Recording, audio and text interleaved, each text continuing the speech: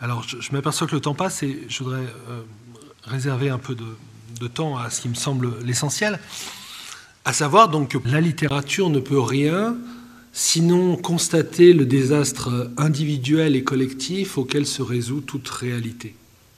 La littérature ne peut rien sur ce désastre, le désastre du monde, le désastre du temps, sinon faire résonner cette parole de pitié et de compassion par laquelle l'auteur s'adresse au lecteur et se découvre un avec lui.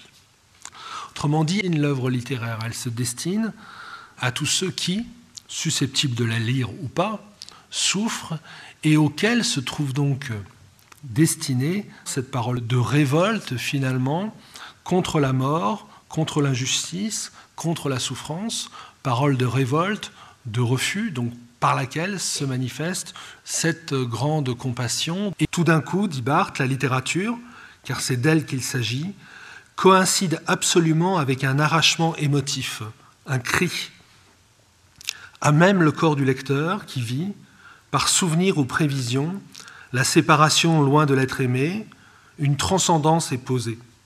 La conscience, c'est ça, dit Céline. Merde, merde, merde.